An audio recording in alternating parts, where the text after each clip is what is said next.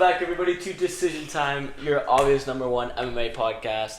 I'm obviously joined by the wonderful Samir and the lovely Ben.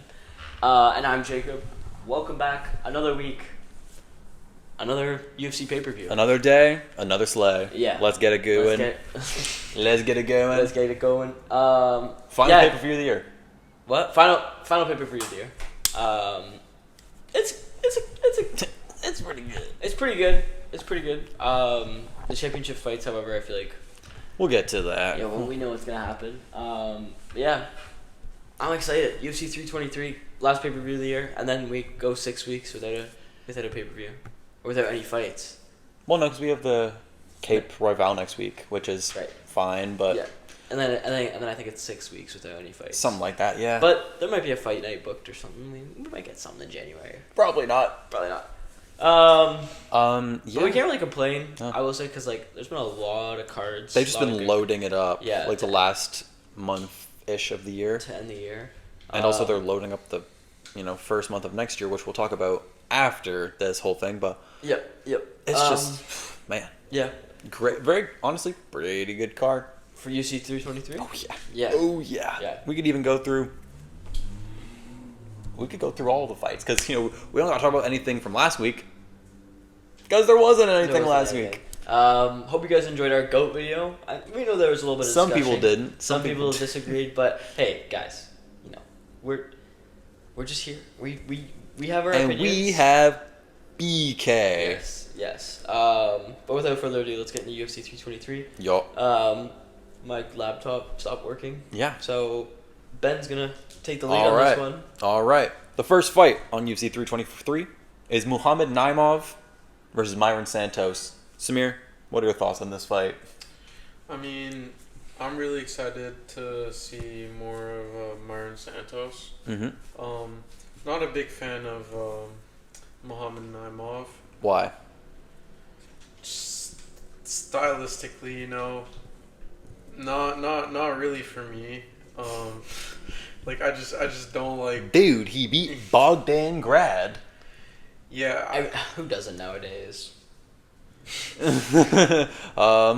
I didn't really like his last two fights. I don't really like decision merchants. My only decision merchant I really like is Bilal Muhammad, and this is not Bilal Muhammad. Going to decision against Can Olfi. No, thank you. I want to see a slamming by Mayron Santos, and I think he has it in him. I mean, he only has one loss, and that came. Actually, he has two. So sorry about that. He has two losses, but they both came over 3 years ago. So this guy hasn't lost at all. I'm backing him to win, beat Naimov. I'm thinking maybe soft, decision. He's also kind of a decision merchant, but he beat Sadiq Yusuf, and I like Sadiq Yusuf. Sadiq Yusuf is also just washed. I don't even understand that guy, but the whole thing is confusing about this fight, or not confusing. It's just I don't know who wins because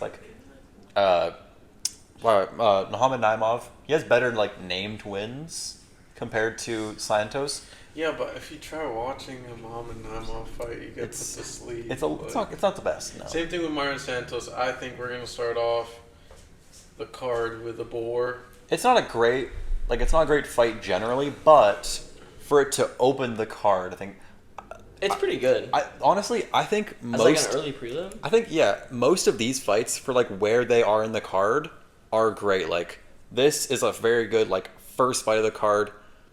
The next one we'll get into is Abdul-Malik versus Trocoli. That's a great second fight of the card. It's great positioning. It's just every fight is a good fight at that level until the co-main where it's that's a co-main. Yeah. And then the main event where it's well, that's also a co-main. But everything featured fight. Everything barring that. First fight to the featured fight, great. Yeah. It's kind of like 322 in that regards, but hopefully it's better. We pray. We'll see. We pray. Wait, so who do you want? You want to see Santos win?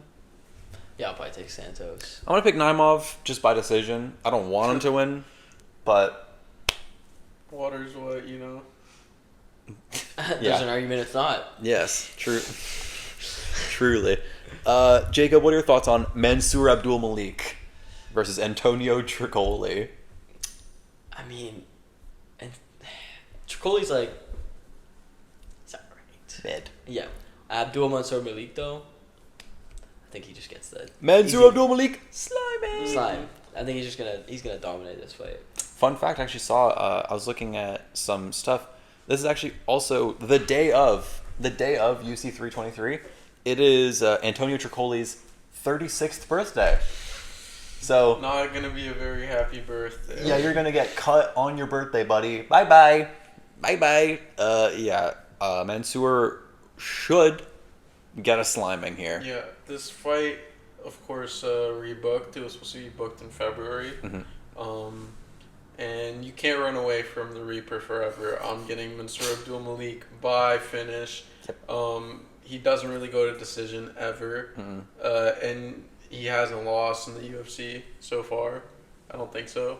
I can't remember. I think he has like one. No, he has a draw, but no losses. Right? Yeah, he got against Brundage.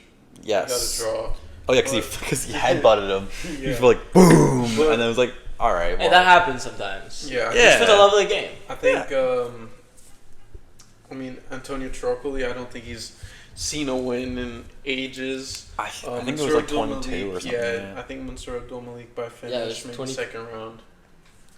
Second round? I can see that. I think If it goes to the second I think round, yeah. Abdul-Malik just has more been more tested, and, Oh, yeah. especially in the UFC, and it's just gonna perform better. Well, that's the thing too. Is like he has just better named fights, and he also Yeah. beats those people. Yeah. So it's like, he's climb.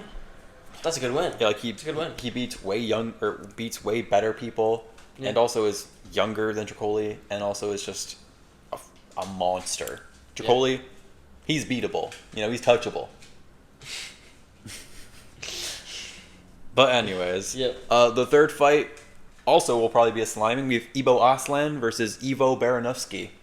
That's the guy from the Contender Series. Right? Yes. Yeah, that was the craziest slamming I've ever seen. He killed Muhammad Ali on Dana White's Contender Series. Yes. This should be. And yeah, that was a very fun one. I remember it was very funny. They're like, "Oh my God, he killed Muhammad Ali!"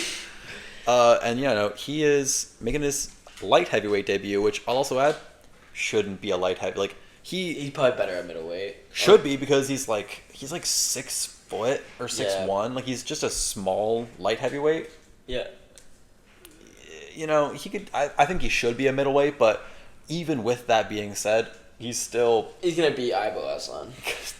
Aslan sucks. He's actually Duke. He's 0-2 in his last two. He hasn't looked impressive in his last Who did he even face in his last two again? It was Nobody Billy Elikana. Yeah, Billy Elikana. And Ion Kutabala. Yeah, well, I mean, young Kutalaba's all right. Yeah. But Billy Elikana, buddy, pack it up. He's 2-2 in the UFC. It's just not. No. Yeah. It should be a sliming. It should be a sliming, which I mean, it's just like a very also, really good.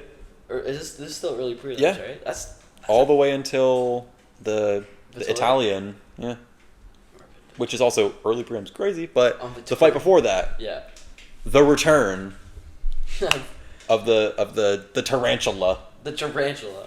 Jalin, or I think it was Jalin Turner. Yeah, he's fucking Jalin Turner's back. He's fighting Edson Barboza. I don't know who wins this, bro. I don't know. It's not even an It's not even an unction. It's not. Jalen Turner's 30. He's just regular age. Yeah. It's like unction by average. You know what I mean? Yeah. We missed prime 2020 to 2022 Jalen Turner. Yeah, when he was 7th ranked or something. Yeah, crazy. he was crazy. Yeah.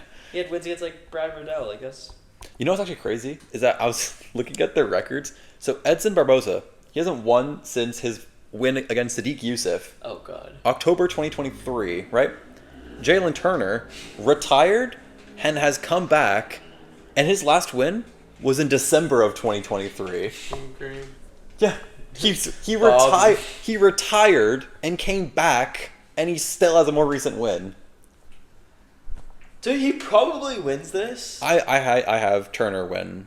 It's like a somewhat. I think it'll be a somewhat dominant win. Yeah. I don't know how it'll get done. Probably by strikes, because Edson doesn't really get submitted often, which is kind of odd because he's not really a grappler as much. But I do think there's going to be a few retirements, or should be a few retirements on this card, and that'll be the first one where Edson Barboza says goodbye after he gets kind of smoked. Yeah.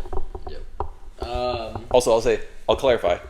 That's the first retirement, because Ibo Aslan and Antonio Trocoli are both getting cut after they get slimed. They're not retired. They're getting retired. Yeah. Up next, though, Marvin Vettori, the Italian Dream. The second retirement on the card, because Bruno Ferreira, not very good, but he's still going to smoke Marvin Vettori, I think. No. Marvin Vettori just, in his last couple fights, just has not been impressive. No. And old, washed. I think he's on a 2 or 3 fight losing streak. I think it's 3. Yeah. And Bruno Ferreira, never been to decision. No. He always, all of his fights are finish or get finished. Marvin Vettori, there's actually a statistic here. He has the most, he's the most total strikes landed, or most significant strikes landed to knockdown ratio. He's got pillow hands. Like, he hits people a lot, he's not dropping them. Okay, so you're fighting a guy who finishes or gets finished, and you can't finish?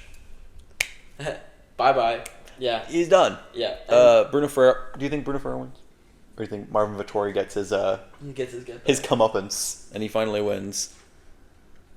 I don't see Marvin Vettori getting the win anywhere, to be honest. No. I'm giving it to Bruno the Hulk Ferreira. The Hulk? Yes. Yeah.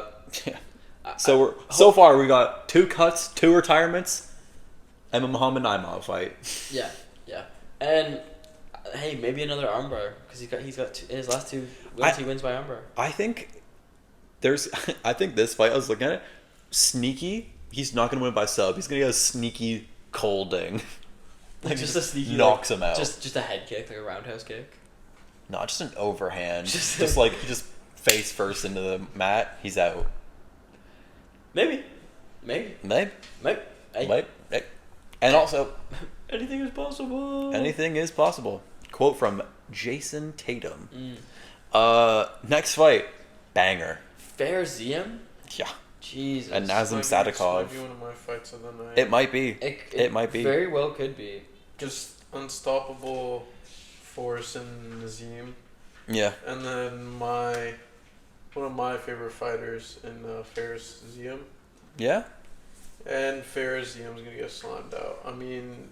You think he's going to get slimed out by Sadykhov? Sorry, I tend to use the word slime out and kind of fraud check a little too loosely. He's not going to get slimed out. He is going to get a loss, though. I think it's going to be unanimous decision for Nazim. I think Nazim is just way too well-rounded, especially over the last couple of years in the UFC. Prior to the UFC, when he was, I think he fought in the Contender Series, and then he fought in a bunch of other smaller organizations. Mm-hmm. I think he fought for like Fury. Something like that, yeah. Something like that, but he has only 1 loss, and it's in 2018. Yeah. And even in his last, against Bonfim, I thought against Mata too, in the fight night. Mm-hmm. He got I thought he used to be a boring kind of fighter. Then I actually started watching him. He's a knockout artist. I was gonna say he only has finishes. Yeah. I just assumed from his name and the flag. I was like, oh, it's another one of these guys. And then I watched him and I'm like, damn, this guy's unstoppable. Actually beating the brakes iron one. Ferris Ziam, I mean, he's in the same class for me as he's just in the same class for me as, you look at him and you just see he has the spirit. It's like he has a spirit to fight and that's about it. He has hope. Yeah. He fights on purely hope. Bilal Muhammad, forget the other guys. I can't remember his name. He fought in Montreal. He also beat Ayman Zahabi. I was thinking Zahabi. Yeah, I think it was Zahabi. It's he fights something about these guys. They're all somewhat similar. Well, I'm also from that. I'm also from that area, so it's like I understand it, and I feel like Ziam is gonna get absolutely dominated. I think he's good. He has that dog in him to stay in the fight, though. But I think it's gonna be unanimous. Yeah, Jacob, what do you think? I think I think Ziam's really good. I just don't know if he's. I think he'd be like. I think he's just gonna end up. I think he needs more time. He's very young. He's 28. I think right now he's doing well, but I think he's still finding his footing. Yeah. In the UFC, like I mean, he's like 7-2, so he's been in it a while. Yeah, I think it was like 2020 or so. But Nazim just he just beats like you said, beats the brakes off people. Like he's like two or three like doctor stoppages, KOs, and then his submission game's there too. He's finished guys by like rear nakeds, and he's really impressed me. I think Ziam's good. I think Nazim's just better. And I think Ziam in a couple years, give him more time, and it'll be a problem at lightweight. Yeah. But until that happens, I think Nazim's just better. Interesting. I'm kind of torn on this fight just because, like, I mean, Sadykhov, like we've said, you know, he has only finishes. To be fair, two of them are doctor stoppages, but that's still a finish. Versus Ziam, who he has better names, like Jai Herbert, Claudio Puelles, Matt Frivola, who are not like, they're fine, but they're like better than, you know, Ishmael Bonfim, I guess. Like they're all just they're all in the same kind of range, but he just has more of those kind of names. And he's also younger. He's taller by 3 inches. He has a 6-inch longer reach. So it's like he's bigger, younger, and has better named wins. But Sadykhov, he's never lost in the UFC. Only finishes. It's very close. And I mean, I have this written down here. I don't even know if I agree with it, but I'm gonna say Ziam gets the decision. I could see it happening if it was happening in France, but it's not. It's not, yeah. And I feel like the judges are gonna. Where's this card even happening? Vegas. I think it's Vegas. Oh, okay. Neutral ground. I think there could also be an issue, kind of. Yo, get your toes off the mic. There could be an issue with this fight, kind of similar to the Marvin Vettori fight, in that like, this is kind of like a John Anik-ass thing to say. Where it's like, you know, both fights have a fighter who's like kind of going through hardship. In that, you know, Marvin Vettori's brother just died. Ziam, I think it was his grandfather or something, just died, which is why he pulled out of his fight against Kawhi Fernandez. Yeah. So it's like, we saw how Marvin bounced back. He just lost again to whoever he fought last. Who did he fight last? Brendan Allen. Yeah, he got beat by Brendan Allen. So Ziam, who, like, maybe we'll see him bounce back. Maybe he'll be dealing with this shit. And it's against a tough opponent. Yeah. I'm going to pick Ziam by decision, but... It's a close match. But it very well could be Sadykhov by actually whatever he wants. Yeah. Maycee Barber versus Karine Silva. Barber by decision. Yeah. Yeah, I got Maycee Barber. Karine Silva. This is kind of disrespectful to like Maycee Barber. I can't lie. Like why is she fighting? Just make her fight Blanchfield. Yeah. That fight's been rebooked how many times? Like 3 times, 4 times. Like just let her fight. It's just like 6 straight wins against pretty generally solid Karine names. Silva's record's not too bad either. It's not bad, but it's like 4-1. Yeah, but it's just like against worse people. Way worse. It's like because Karine Silva should have to fight someone else. To Maycee Barber. Like someone lower, like I don't know who, just like someone lower in the rankings. Maycee Barber should be fighting within the top 5. It's just mad disrespectful. Yeah, she's beat.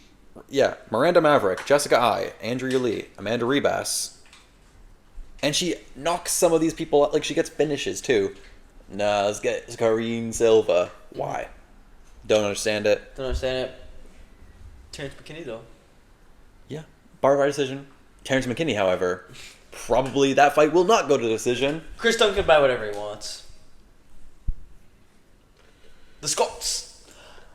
I agree. Yeah, that's my guy. I mean, he's beat like notable names in it, like Matthias Rebecki. That's a good win. Which also somehow, you know, I beat Rebecki.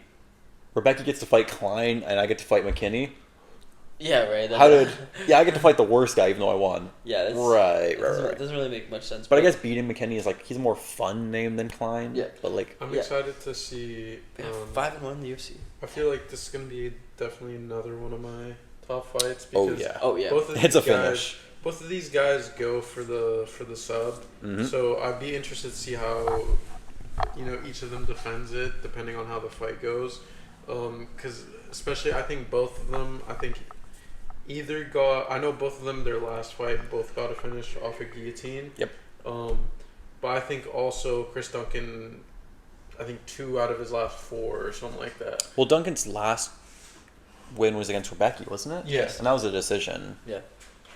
Well, I just know that both of these guys. They have multiple like guillotine wins each though, but yeah. And Chris Duncan looks. I feel like it's gonna go to stay on the feet. To be honest, I think because both guys can kind of grapple. I think they'll be a little bit worried about each other's grappling. But also both can strike, so it's just like, what do you do? Yeah.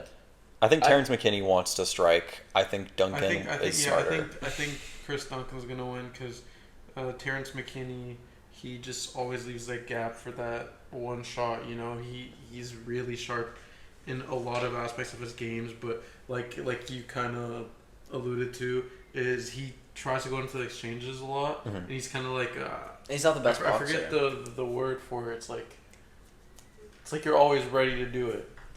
He's always like. He's keen on getting into the scraps. He's always keen. He's like. He's on that Kevin Holland timing.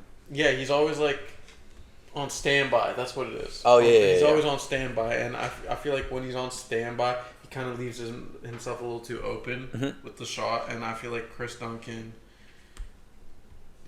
is gonna jab him away. Actually, it's also crazy too that Terrence McKinney in the UFC never seen a decision, and also out of all those 11 fights, only 2 of them have gone out of the first round. So, guys, if you want to bet on anything, right? Under 2.5 rounds. Under 1.5. Under 1.5 rounds. Someone with a finish. Yeah. And I'm picking Chris Duncan. Samir? Oh, I picked Chris Duncan. Okay. Right. And now we go to Chris Duncan's teammate, Grant Dawson, who somehow is one of the most boring fighters in the UFC. Yeah. I don't really care about this fight. And he's fighting Manuel Torres, who is he's fun. He's a good fighter. Yeah. Personally not. I mean, there's just other guys I like more, like Beneil Dariush. But yeah, Manuel Torres, he's cool. I want Manuel Torres to win. I don't think Manuel Torres is going to win because Grant Dawson is one of the probably one of the most boring UFC fighters. Yeah. He just, every fight, he just goes, I'm going to try a takedown, and if I get it, I'm keeping you there. He's really good at control time. Yeah. He's really good at keeping people on the ground. Yep. And that's about it. Yeah. He's just very, he's solid at what he does. Yeah. But he's not. Yeah, but so is Torres. And Torres did beat his teammate. That is true. And also, to be fair, Torres, I forget the exact, I have it written down somewhere. He's got a lot. Oh yeah, in his last 6 fights and all his UFC Plus Contender Series fights, his opponents are a combined 1-9 on takedown attempts. He can stuff takedowns. Yeah. But can you stuff takedowns better than Grant Dawson lands takedowns? I doubt it, unfortunately. I think that's the question going into this fight is how well he can stay on his feet. Yes. Because, no diss to Manuel Torres, he's good at ground game and grappling and all that. Grant Dawson's just better and can hold you there for so much longer. I think he just gets a pretty, solid 30-27 kind of boring decision. Yeah, in my opinion. I feel like this is this fight to just run to the store. Yeah. Maybe get some drink. Yeah. If you're looking for a fight to right after the Chris Duncan knockout, just go. If only if only the Dawson Torres fight was switched with the McKinney Duncan fight, because then there's Barber Silva and then Dawson Torres back to back. You could take a nap. You could take a nap right there. That's prime nappage. But there's the T-Rex fight right in the middle of it. Yeah, I can't miss that. You can have a little cat nap, watch a fight, go to the store. That's what I'm saying. Yeah. And then we got Unk. Big Unk. Man. Poor Yan. Jan Oh, Blachowicz man, versus poor Bogdan Yan. Guskov. I... Jacob, what do you think? Yeah, let me... You got that, queen. This is another retirement. Jan Blachowicz is going to lose to Bogdan Guskov. Guskov coming into this fight on a 4-fight win streak, only losing to Volkan Ozdemir in his UFC debut. Who, Ozdemir's, as we know, pretty good. Pretty solid. But since then, beat names like Ryan Spann, Mm-hmm. and most recently Nikita Krylov by just punches. Yeah. Just kind of beat the shit out of him. Yeah. And Jan Blachowicz, while good and has great grappling, as we've seen, has fallen off a cliff. He's 40. He's 42. Down. His last win was by injury against Rakic in 21 or 2? Yeah, he's... His second most recent win was against Adesanya. Yeah, he beat. Oh, that's bad. Yeah, drew with Ankalaev in 22, lost to Ferreira in 23, lost to he just doesn't fight either. I think he's very inactive, and when he does fight, no diss to Jan Blachowicz. I love, and also, and you know what? He comes out to Skyrim music. He's one of my favorite fighters. I love this guy. Yeah. Jeremy Soule, you made a great album with that. You cooked. Yeah. Jan Blachowicz, though, he's a bit older. He's entering Grunk. He's entering Grunk territory. You know what I mean? Yeah. And Bogdan Guskov is kind of on a little bit of a come up. Yeah. He's a little bit. He's 33, so he's not super young. I wouldn't say he's an up and coming contender or anything. He's a contender. He's the stereotypical just 30-something-year-old prospect. Yeah, he came in the UFC late. Yeah. But I think he's got a really good chance to Yeah. win this fight. I don't think it'll be a finish. It very well could be a knockout for Guskov just because Blachowicz doesn't fight. He's old. But I could see a decision for Guskov. I think Yan can take him down, but I think Guskov can do a good job at getting back to his feet, defending those takedowns, and landing the better strikes, and slowing. I think what Guskov's got to do is we've seen it in Yan's most recent fights. He's just gassing out. Yeah. So if Guskov's smart, just play the long game, right? Don't be going for the knockouts, but just kind of chill, I would almost say the opposite in that, Bogdan, he is, in a lot of his fights, he just kind of blitzes, and it works. He just, goes hard for the first 3 minutes, and then we'll see what happens from there. Yeah. I think, the way to win for Guskov or for Blachowicz is Guskov to win, just blitz him, and I think Yan, you could knock him out at this point. Yeah. And I think if you make him uncomfortable, you can win that. The way I think Yan wins, however, is I think slow. Just slow, grind out those leg kicks that he loves to do. Just grind the leg kicks out, make him tired, make him not want to, push at you because you're just going to start spamming leg kicks. Yeah. And then, in the later, mid to late second round to third round, just, clinch, grapple, wrestle, all that stuff. Yep. I think it's going to be either a Guskov finish or what I think is going to happen. I have a Jan Blachowicz decision, which I hope. I don't hate it. I think it's either going to be a finish from Guskov and then Jan retires, or Jan gets the decision. And so retires. I don't know. Jan, he's in a weird spot where it's what do you do in your career at this point? Because you're already an all-time great. I have some of my potential matchups already, and I'm what do you do? Retire, go to heavyweight, fight just I don't know, Curtis Blades. Yeah, just or just fight some guy I don't know, Jang Ming Yang. What do you do? Or do you fight up and fight Azamat Mirzakhanov? Yeah. No, we don't want that. No. It's just he's in a really weird spot because he's really old. But he's also still good. And he's good, but he's also he could go to heavyweight. Yeah. He's just in a very weird spot. I hope he wins, and I have my decision. That's fair. Hope. Sorry? I think that you have Yan. I personally have Yan, yes. I have Bogdan. All right. I think that Jan Blachowicz is washed. Finished. He's just unk. Yeah. And I think that Bogdan, in the pocket, better than Jan Blachowicz. I also think that Bogdan also has, like, I think he has the edge in in the finish department. Like, Yeah. I don't see Blachowicz finishing him. Yeah, no, he still has that power though. He does have that like punching power, but Yeah, that's. but I don't like at this age. At his ripe age of 42. Exactly. Yeah, I think there's like is a 9-year gap. Yeah. I just think that if they get into a brawl, it's definitely Bogdan, and Yeah. I just see at Jan's age, I don't see him really imposing any threat onto Bogdan. I think that Bogdan's going to be able to just go in there and... It really just depends on the pace of the fight. If it's a high pace, high intensity fight, Bogdan wins. But if it's a more methodical, slow paced fight, I think Jan wins that. Because I think Jan's able to, get the grabs. Speaking of that kind of fight, Cejudo Peyton Talbot. I think that's basically the exact same thing. It's pretty much exactly like old. If it's chaotic and it's fast. And Talbot. also retiring. Yeah. And also retire. Does Peyton Talbot deserve this fight? Nope. Not at all. Not in the slightest. Not in the slightest. Because Talbot's what, probably mid-20s. Cejudo's 10th ranked. Yep.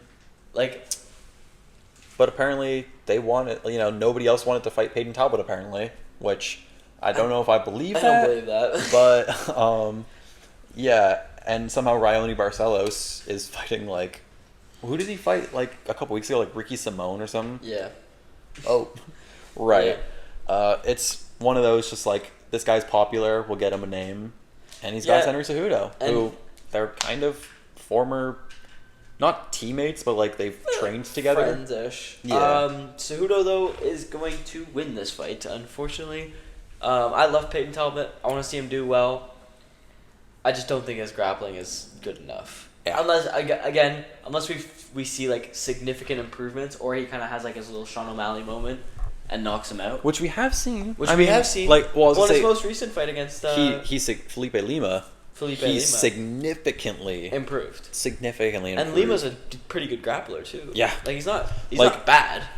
I'm pretty sure when we talked about it, I believe maybe we all picked Lima. I think one of us might have picked Talbot. I picked Talbot. But it was a I know you didn't pick Talbot.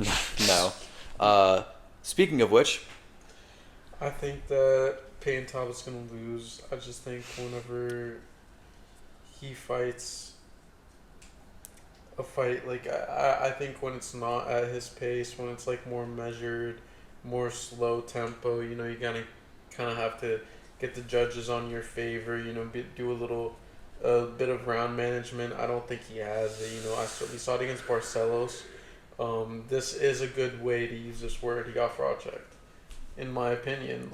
Against Barcelos? Yes. That was a fraud check, yes. I think he got fraud checked. And but against Felipe Lima. But then he passed the fraud on to Felipe Lima, which means he's back at 0.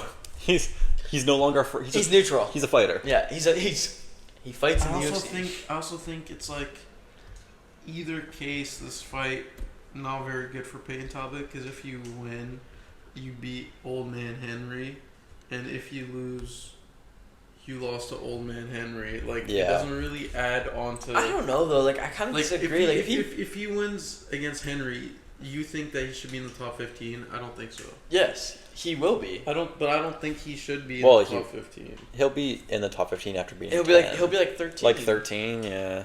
And it does a lot for him. Henry Cejudo is one of the best grapplers, bantamweight. Best wrestler. I mean, he's an Olympic wrestler. Yeah, one of the best wrestlers we've seen in bantamweight. Even though he's old, he's still pretty good. He was doing solid against Song when they fought. Except he lost. Song poked him in the eye. I just think I could see Peyton Talbot winning. I don't have him winning because I think that Henry Cejudo and his takedown is going to be too much. Damn. I didn't realize Cejudo's last win was 2020. Yeah, this guy's wild. When he retired. Well, the first time. Yeah. And then he came back and he's lost to Aljo, Merab, and Song. Yep. Yeah, no, not good. Something interesting I was looking... because I knew that the height difference was crazy. Fun fact, Henry Cejudo is the shortest active bantamweight and one of the shortest men's fighters in the entire UFC. Yeah. And on the other hand, Peyton Talbot is tied for the third tallest bantamweight. He's only he's shorter than Corey Sandhagen and Sean O'Malley, who are both 180 centimeters, and he's as tall as forgetting his name. Who's the guy that almost beat Figgy? Montel Jackson. He's tied for third tallest, and they're fighting, and he's fighting the shortest. Like, it's just such a big disadvantage, but also it's kind of an advantage for Henry because he is a wrestler who probably will attempt a lot of wrestling against Peyton. You know, that center of gravity, all that. Yep. It could work out for him. I personally have Cejudo winning by decision and then retiring. Yeah. Talbot's best chance, I think, in this fight is to get a good strike. Yeah. But also to just use his range. Like, you're tall. You're so tall. Use your kicks. Yep. Keep Henry guessing. I think leg just kick him. stuff the takedowns and keep him at distance. Yeah. And he's not gonna win by decision. He's not gonna knock you out. I would strike you. No, there's no way. I hope. With that being said, I hope Peyton wins because I don't really like Henry, and I do like Peyton. Mm-hmm. We like Peyton Talbot, even though he is pretty much only just aura and hype moments. But we still like him. He's a fun fighter, is he not? He's a fun fighter. Yeah. And if he wins, he's going for the belt. He immediately fights Merab. He wins. Excuse you. Brendan Moreno fighting Tatsuro Taira. This is a fun fight. This is a great fight. I'm so excited. I love this. I don't know who I want to win because I love both. I love the Assassin Baby, and I also love Tatsuro Taira. I like Taira way more personally. He's one of my favorites. And he's so young too. He's 25. Yeah. And with that being said, I think Taira wins by decision. I think it's close. It's very close. Yeah. But I just think he has like a slight edge in wrestling / grappling. Moreno's better at striking a bit, but Taira you could argue he's more power. But I think the wrestling is what's gonna really like have the advantage. I think Taira's just gonna be able to get the decision, get the win. Yeah, and possibly fight in the next fight, but we'll get there. Yeah, I also have Tatsuro Taira winning. I love Brandon Moreno. He's one of my favorites of all time. Assassin Baby. And I want him to fight for a title again. I just don't think it's going to happen. Turn on narrator by pressing Windows plus Control plus Enter. For more accessibility features, press Windows plus U, or select the accessibility icon in the bottom corner. Hell yeah. Samir, sorry for the interruption. What were you trying to say?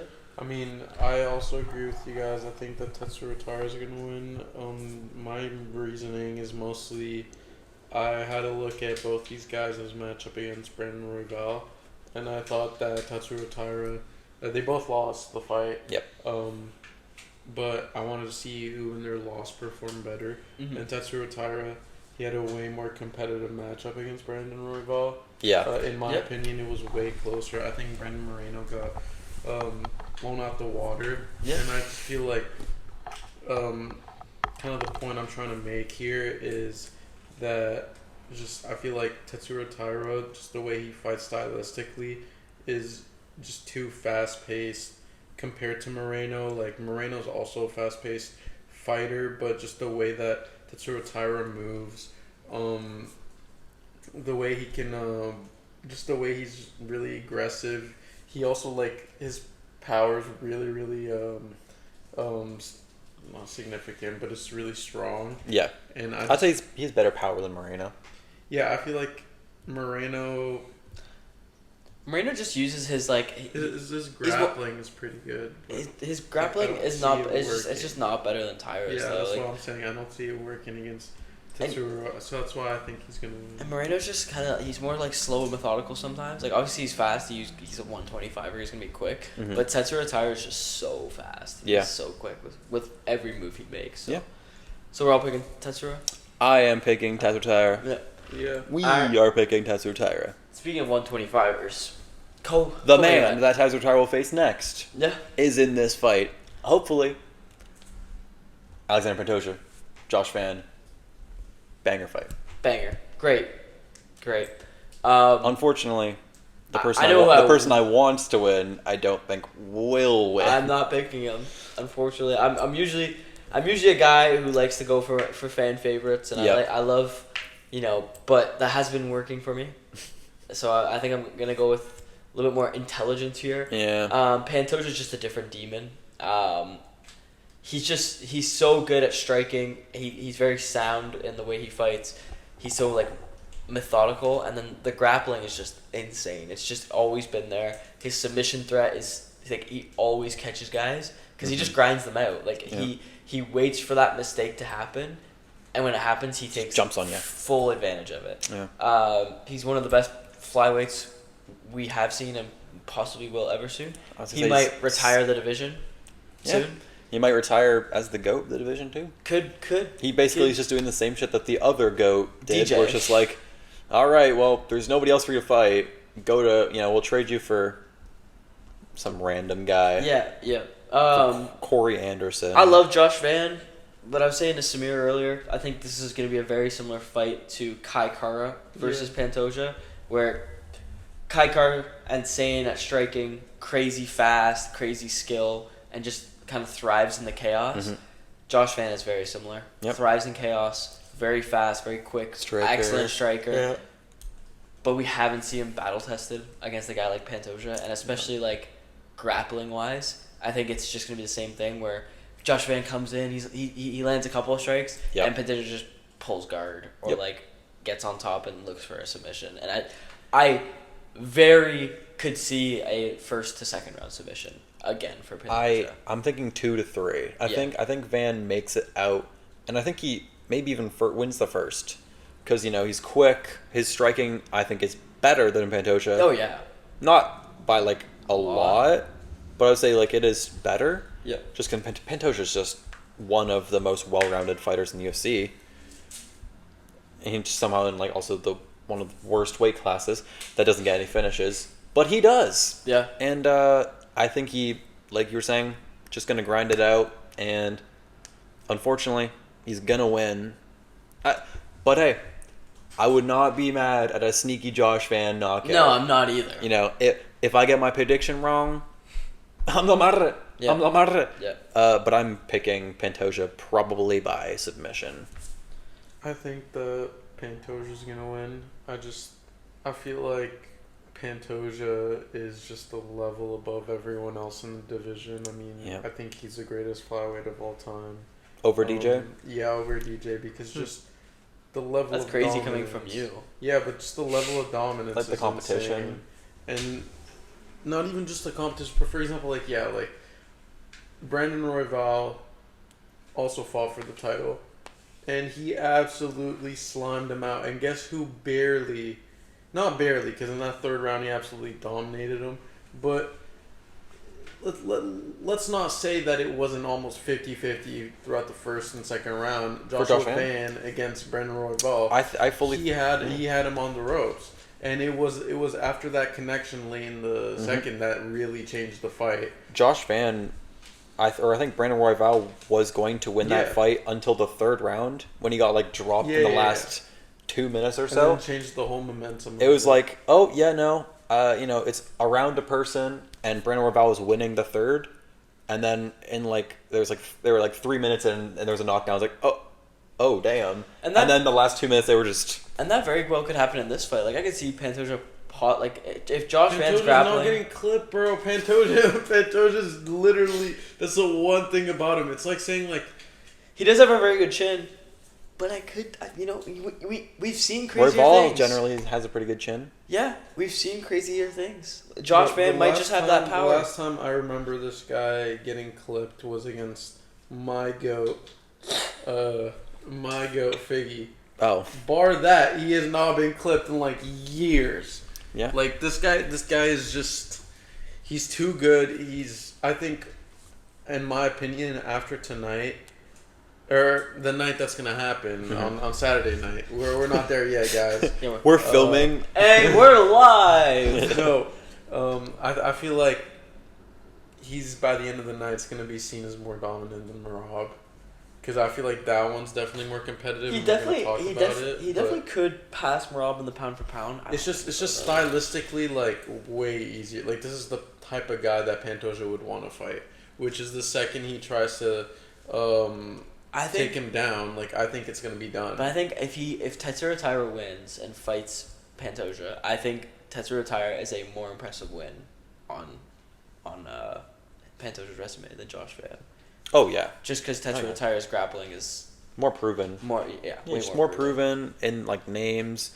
Obviously, like Josh Van did beat Raval, which Tatsuya didn't, but like Tatsuya's also hypothetically beat Brandon Moreno and other people. My thing is like there's no aspect in Pantoja's game where you see him not do well. Like I'm just thinking like, okay, Joshua Van tries to keep it on the ground. He tries to keep it standing.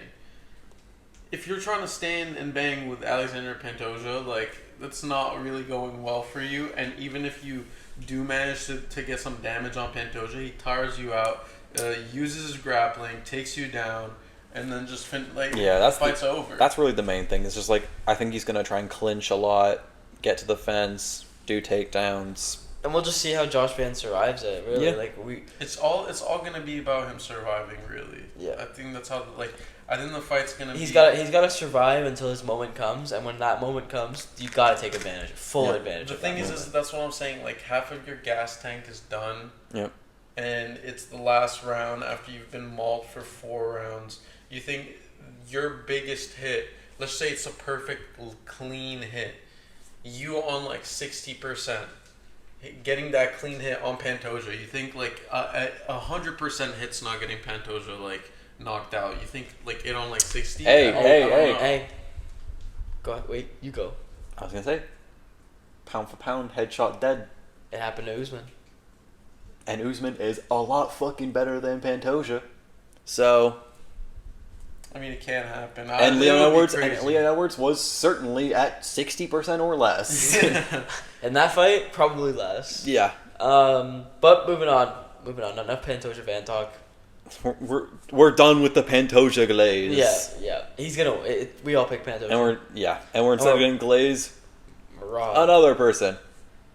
I understand this fight in the sense of there's nobody else, and Merab wants another title defense to end the year. Yep.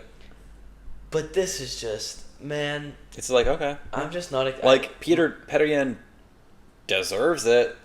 But it's like, and kind of has a chance, but like in the last matchup between the two, he didn't do anything that well. Like Merab I think it'll be a lot. Fight. It'll be a lot closer than the first one, I think. Yes, but I think still pretty one-sided.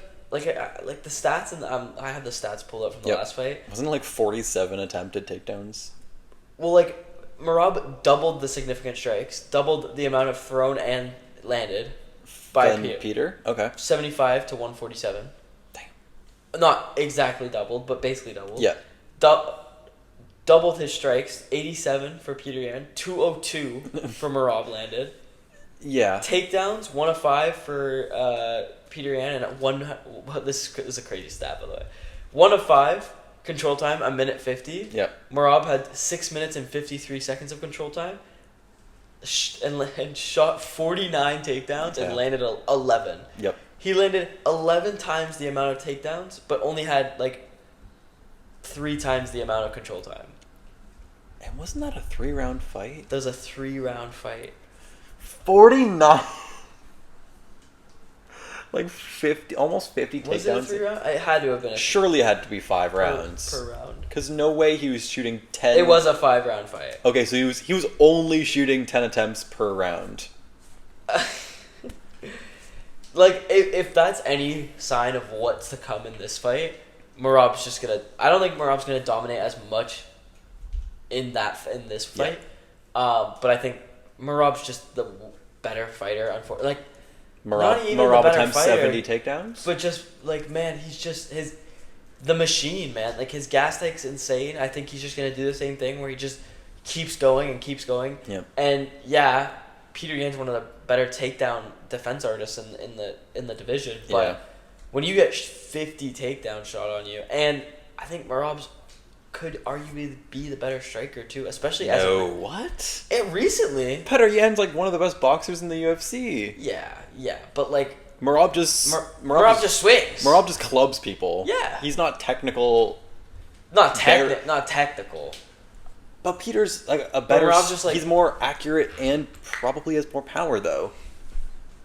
Like Yeah, but Merab think throws I think way if Corey more. can hit Merab like he did, I mean, to be fair, only like 3 times in the entire fight. Yeah. I think Yan definitely could land a good few. I think on the feet, Yan's gonna do better, but I think like maybe land the more impactful strikes and the more like we're gonna see it a bit more. Maybe Merab might wear it a bit more, but Merab's gonna. He's still just gonna win. His gas tank's insane. Yeah. And like, I don't see a way Yan wins unless it's by like maybe a knockout or maybe Merab just. That's the only way he's gonna win. Because he's just gonna take him down a bunch. He's not winning by sub. He's certainly not winning by decision. No. His only chance is basically what we said for Merab's last fight. Yeah. Your only chance is knocking him out. Yep. Corey didn't do it. Sean didn't do it twice. Umar didn't do it. Yeah. Petter didn't do it the first time, but you never know. You never know. You know who's gonna do it? Song Yadong. He's up next. We will be there. Samir, Samir, what are your thoughts on Merab, this fight? Jan? My only thought is trying to figure out if he's gonna try to shoot double leg or single leg more. Like that's literally that's the only, betting. Yeah.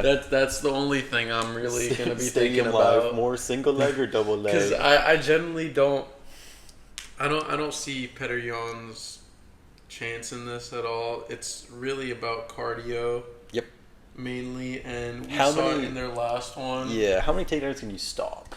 I don't think he's stopping it. Like I think Merab. You think he's gonna land 50 of 50 takedowns? No, but I think he's. He would, and then What was and the every time most- he'd get up. What's the And most he had- takedowns landed in a title I think it's fight? Merab. It's How much? well, that was he the champion at that point when he fought Petter? No. No. No.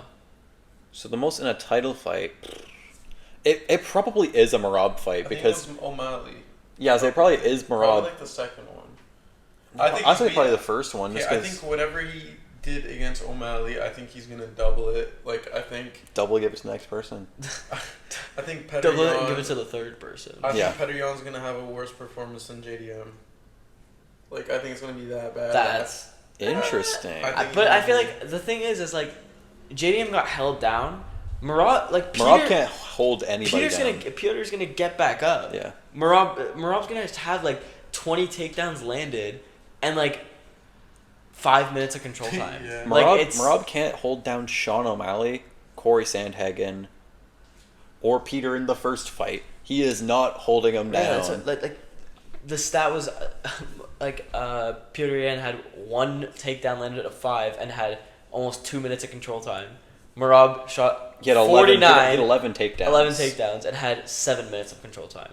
The average. That's ridiculous. He's just not good at keeping them down, but No. he's kind of good at getting them down. He just kind of shoots so much that Well, I think bro, even after in after stand-up- 20 takedowns, I'm like, okay, fine. It's just like yeah. I think even in stand up, like he has the better of Yan. Like No. I think You think he's a better striker I than don't Petr think he's a Yan? better striker than Petr Yan, but I think that we're on the same level. well, I don't think he's a better striker than Petr Yan, but I think with the amount of takedowns that he'll be shooting, Petr Yan's going to be a little too defensive to be at his full best. So I you think like, Merab's going to be a better striker situationally? Yes, Yeah. like way better because let's just say He did you're double the his strikes. second Yeah, you're just holding. you're in the second you're in the second or third round. Holding against the fence. You've defended like 7 takedowns. Yeah. You think you're going to be approaching the striking exchanges the same as you did at the beginning of the fight after defending 7 straight takedowns? I mean, that's kind of what Petr did in the first fight. That's So- how Merab is though. Like he gets to the point where like you don't know if he's gonna throw or take you down, and because the thing with Merab, I feel like if you're ready for his takedown, like if you can kind of catch it, you can stop it a bit better. Like I mean, Or it's that's just any cushion takedown. your takedown and then get up 3 seconds later. Yeah. Because I don't know what his issue is. Like it's almost like his body lock strength, it just isn't there. Like he can't, like he gets the takedown, and then like we saw in the Corey fight, like Corey just I'm back up, and there I go again. Which is kind of crazy because like he's also teammates with Aljamain Sterling and Kayla Harrison, who are both pretty solid at like keeping people down. Yeah. Keeping people down. But I don't know, man. I don't know. Who It's gonna be knows? Merab. It's gonna be Merab, probably by decision. I was saying, I forget who I was saying this to, but I want Merab or Piotr or Van to win. I just want either one of those divisions just to be shaken right before the end of the year. Yeah. I don't think it's gonna happen, but I really want it to happen just because both of those divisions at this point, it's like, okay, neither of these guys are really gonna get beat. They're just like the divisions are stagnant because the champions aren't. It's stagnant because it's like all the top guys are the same. Yeah. It was like how lightweight was a couple years ago, where it's just Khabib's the champ and beats everybody. Yeah. And then all these guys are at the top because they're not fighting. Well, I feel like that's a lot of divisions right now. Like welterweight, now that Islam's the champ, it's like, okay, well, who can beat Islam? Hopefully Makhachev? it's not like that, but I mean, in the last month, it's been a lot of motion. Yeah. Hopefully it'll continue that, Yeah. but we'll see. probably not. Yeah. But into news. We're not gonna make picks, obviously, for any fights that got announced that we haven't. Yeah, we'll talk yet. about that later. But we'll quickly run through some news. I'm sure Yeah. you might have saw it on our Instagram. A or lot of TikTok. announcements, everybody. I don't have my phone to look at everything. Do you want to pull up our Instagram? Okay. Yes. News. We're getting into it. UFC 320 4 and 5. and 5. We'll get into that really quick. We're just gonna run through our thoughts on these fight announcements. We might make like a quick pick, but like we're not gonna get too in depth. We don't like most of these matchups. Yeah, we'll get to like all when that episode comes And to out. be fair, most people don't like most of these matchups. No. So Samir, read them out. Start from the start of the post to the end of the post. Read them out. So for the interim, No. Start the end of the post first, because like it's like the card goes. you heard what you said though, right? Yes, Okay. I messed it up. I mixed it up. Okay, so we got one of my favorite matchups that got announced: Sean O'Malley versus Song Yadong. Ooh, Woo! banger, great fight. Bantamweight, Just gonna be a slugfest. I'd probably right now maybe have probably just Sean, but yeah. Did you see the post that Song made. Like all of his teammates. Yeah. All of them, Sean O'Malley. Yeah, I think It's gonna be a banger fight. I think it's gonna be a really good one. Then we got a really, really good fight. I'm excited to see this sliming. Mr. Allen is gonna be fighting Jean Silva. Arnold Allen versus John Silva is such a. I like Arnold Allen, and I don't like this fight for him. No. No. John Silva. Don't like it. Don't like it. Okay, go ahead. Then we got Banger. another really good one. We got Waldo Cortez Acosta versus my boy Derek Lewis. And he kind of called for this fight. I think this is a great matchup between two guys that are just heavyweight. Did Derek call for it? No, I meant WCA. I meant he was calling for someone else. But WCA, I think he comes in and he's gonna beat Derek Lewis. I think Maybe. it's gonna be fireworks. It's gonna be a knockout. It's gonna be fireworks. That's the either way. most knockout fight I've seen. It's the most first round finish. Yep. Ever. This one's apparently on the prelims, maybe. Then we got a shitty ass fight. Devson Figueiredo fighting a boring fighter in Umar Nurmagomedov. The UFC hates my boy Devson Figueiredo. Figgy doesn't deserve this fight. Figgy does not. He's fighting the number one. What do you mean? He beat. What was his last fight? Was who? Montel? No. Yes. It was Montel. Yeah, he beat the number 15. He's And on a 1-fight win streak against Against number 15. Split decision, by the way. Barely won. Yep. And now he's fighting the number one contender. Yeah, this is not deserved. I'm sorry. I'm sorry, Braden. We are sorry, Braden. Not deserved at all. No. I like Figgy. I love Figgy. We Love Figgy. I think I'd rather a rematch against Corey before this matchup. It's not looking good for my boy Dawson. Yep. Well, then we Come in. have and then we have This is like the best booked The fight out of best. all of them. one of the best ones. I'm not sure if it's Code. It is the comment, yeah. Amanda Nunes coming out of retirement Coming to back. fight Kayla Harrison. Everything. Finally. Oh my god, this is gonna be a banger. I think it'll be a really fun fight. Yeah. And What are we gonna do when Amanda Nunes wins? Like, does she just stay? She just come back. Just retire again. Got your ass. Peace. This shit too easy. I genuinely think she might do that. She could. Like like that would be so tough. Just comes back, you're like, yeah, I got the fight. I'm done. By the way, I'm the GOAT. She could dominate this fight pretty easily. Yeah. She's the GOAT. And I would not be surprised. Man, she's great, and I that's just it. hope that, her being gone for so long isn't gonna, It didn't affect her. Never affects her. Exactly. That's the. I was saying this, I want them, I genuinely do want the UFC to bring back the women's featherweight division, because, Amanda Nunes ended that division, but it was money when it was around. Yeah. There was 4 fighters in the entire division. And they just sign more people! You got $1 billion corporation, sign people! Yeah. Yeah. Sign Alma Makayev. And Sign then- a singular good female fighter. And there is Speaking of there's girls that Speaking of girls and female fighters, we have Paddy Pimblett fighting Justin Gaethje. Yes, the man with the long scouse hair is gonna be fighting Justin Gaethje, and that is a matchup that nobody wanted to see.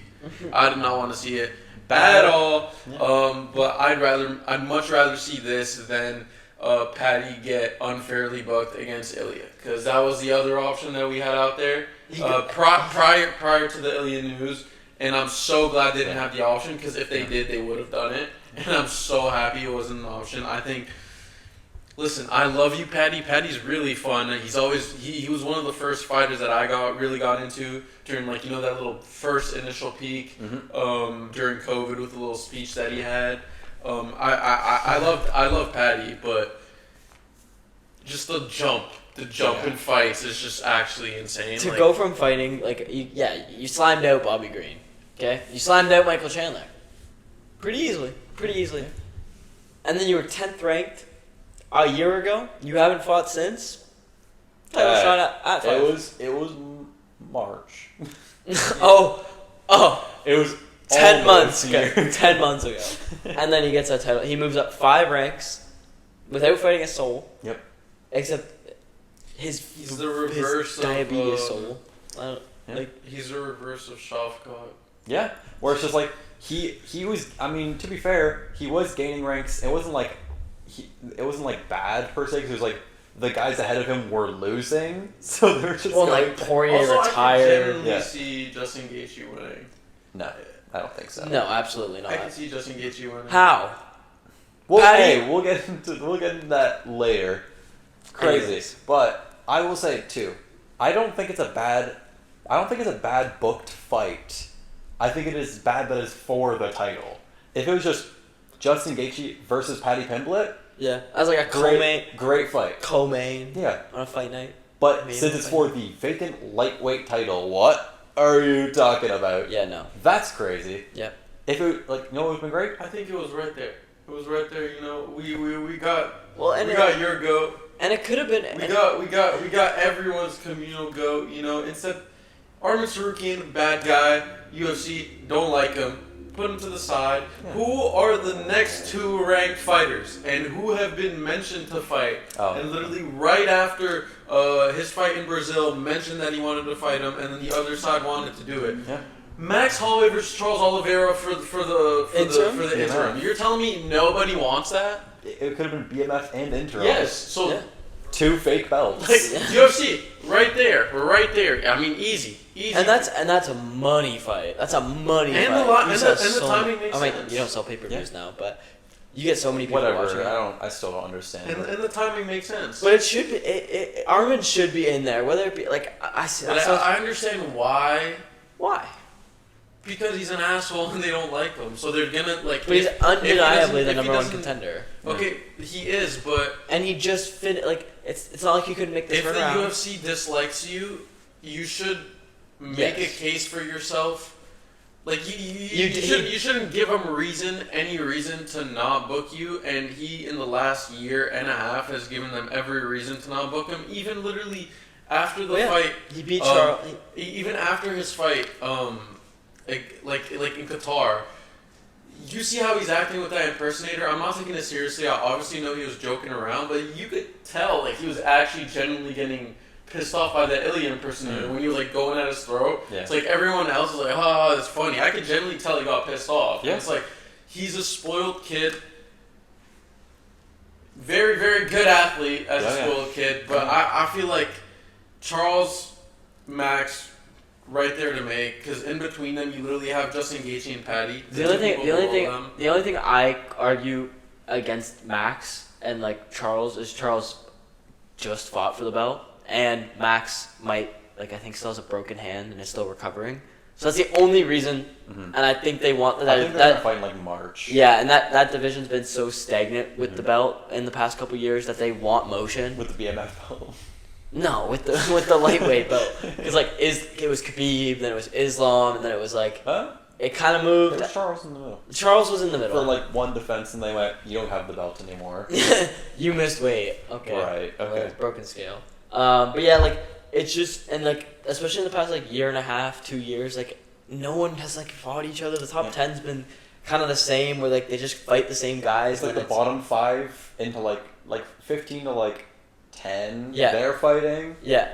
And then the guys who are ranked lose, so it's just new rankings, but nobody fights up really. Yeah, it's except just for Benoit gets smoked by Dustin Poirier. It's all right, cool. Yeah, so I think they just want that division. It's one of the better divisions overall, talent wise and everything. So I think they just want the motion in it. Yeah. So it makes sense, but it doesn't make sense at all.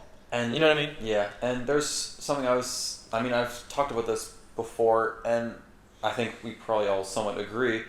Something that I'm not so happy about is seemingly the booking they have done so far, and we'll talk about a bit more with more fights, but how the UFC has just it seems like with the Paramount deal, they're not booking things based off of merit per se. Yeah. And it's more off of hype and aura moments, Justin versus Patty, they're the two biggest names you could kind of throw out there right now.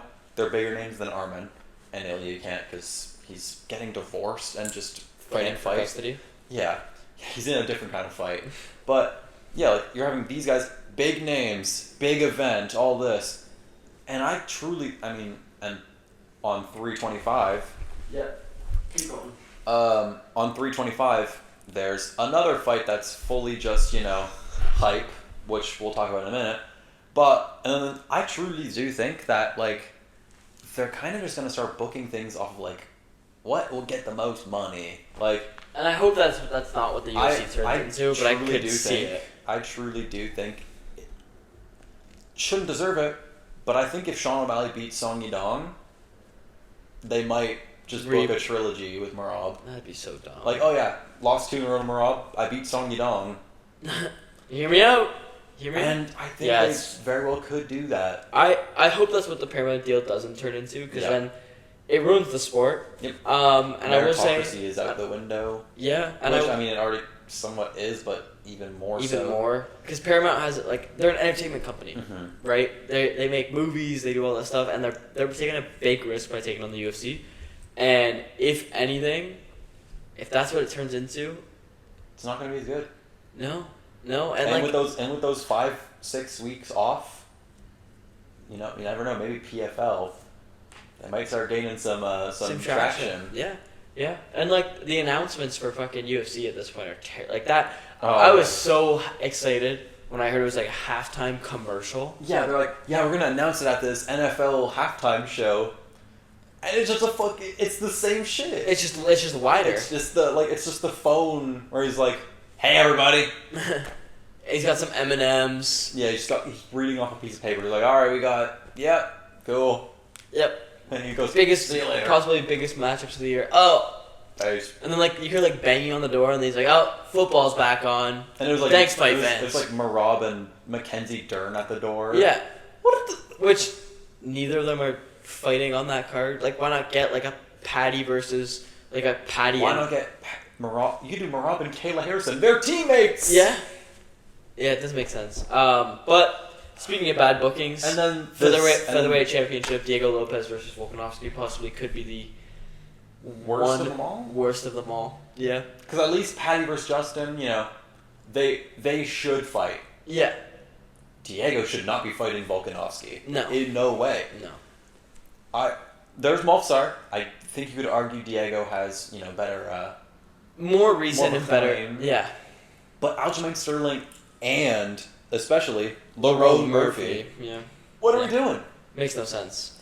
It's Lerone's undefeated. He's undefeated. 18-0. He just knocked out. Sure, Aaron Pico. But that's the thing. That's the biggest thing, is that the fight between Mofsar and Aaron Pico is like, Mofsar's number 1, and if he beats Aaron Pico, who's like a former champion in another company, he gets the title shot. Aaron Pico, if he beats Mofsar, he beats the number 1, and he's a former champion in another company. Aaron Pico, that whole fight was number 1 versus champion. Whoever wins gets a title shot. Lerone pulls out, or Mofsar pulls out, Lerone steps in. It's the same guy here, and this guy here, who is just also undefeated. Yeah. Sliming. Spinning elbow. One of the best knockers of the year. Yeah. And they go, yeah, if Pico beat Lerone, he was still going to get a title shot. Yeah. But Lerone won, they went, nah, you just beat Pico. What do you mean? Yeah, it makes no sense. What do you mean? It makes no sense. I absolutely hate it. For possibly Volk's retirement fight, too. Yeah. Diego Lopez, man. I mean, I like it. I like the fight. No, It's like a good fight, but not a good It's fight. going to be, obviously it's entertaining, but merit-wise, not deserved at all. I think it's very clear to see that the direction the UFC is going to, which is favoritism. I mean, it's always kind of been Not there, to but this now. extent. Not to this extent. It's like you lost. You got slimed out. You should have to at least wait one more. Maybe won one round that whole fight. Diego? He won 1, maybe 2. Yeah. But Barely. He'd be hard pressed to find 2. Yeah. It's just, it's frustrating. And Retirement win. now that's the thing too, is that it's gonna be one of Volk's last fights, and if he were to lose, let's say, they would rather him lose to Diego Lopez than lose to Lerone Murphy, because they know that he's more marketable. So they're like, what's the biggest name we can get for Volkanovski retiring? Yeah. And that's it, because Lerone is a way more deserved fight, but Diego's just a bigger name. And it makes no sense too, because Volk was literally he never said, I'll see you in December. Yeah. To Lerone, to Mofsar, to Aljo, he was all accepted. He never once said he would want to fight Diego again, and then now it's just happening. And Diego could win. I think he might. I mean, I'm not gonna. Yeah. But and do you think? I was thinking about this. Yep. Do you almost think that this fight will almost make? I mean, hypothetically, let's say Diego wins. Do you think that this fight will make Diego Lopez kind of in a lot of people's eyes, a villain? Because Absolutely. he beat John Silva, who's already an up and coming name, fan favorite, and then he gets the title shot against Volk, which a lot of people already disagree with. And then if he beats and or retires Alexander Volkanovski, and also I think off of an undeserved shot, do you think that people are gonna go, this guy's fuck this guy, he retired a fan favorite? I think if Volk loses by decision, I don't think as much. But if Volk loses by decision, I don't think he retires. But if Volk gets knocked out, which is very possible, and we saw him get knocked down in the last Diego fight, if Diego Lopez knocks out Alexander Volkanovski and Volkanovski retires, he's gonna be one of the most hated people in the UFC. Yep. Yeah. And could kind of hold that belt for a while. Because maybe Mofsar's a good matchup, but Diego, that's a close fight. Arguably won in his debut. And Lerone Murphy, I think Diego could beat Lerone. Maybe. Time to see. We'll see. But I don't. Anything else, guys? It's just bad booking. Yeah. Good card going up this weekend though. Yes. And then next week we'll talk about Royval Cape, which is it's okay. It's an alright card. It's okay. It's just a fight night to end the year. Which, alright. Yep. Cool. And then we are taking a bit of a hiatus due to no cards, and also I'm getting surgery and I won't be able to talk properly, so we will take about a 3 to 2.5 week hiatus. And we might post videos in between another. It could be just Ben and Samir just chatting it up. I like that. They're friends outside of it. Guys, don't take over the podcast, so I don't. Yeah, we don't. I get back. We're gonna film it here. You'll be off home. Yeah. We'll be right I'll here be filming. dead in my bed. We'll replace you with Sean. Sean I know Sean Brady. When is he fighting next? Yo, you got like 3 months. All right, I'll see you guys later, man. Dumplings. Alright, but that's it for this week's episode, guys. Thank you again, always, for all the support and love. And shout out you guys for commenting, hating on us and saying we're casuals. I love it. Driving our I love engagement. Thank you so much. I eat those up. Yeah, keep doing that. Even though they're mostly directed to him, but I eat those up. But, thank you guys so much for all the views, the subs. No one else subbed, by the way. No one else subscribed. We got 6-7. Do it, Samir. Do it. 6-7. But yeah, thank you guys always for the support on TikTok, Twitter, YouTube, Instagram. All that. Love you guys. Thank you so much. And we will see you next week. Bye. Shit. Episode 18. Yarp.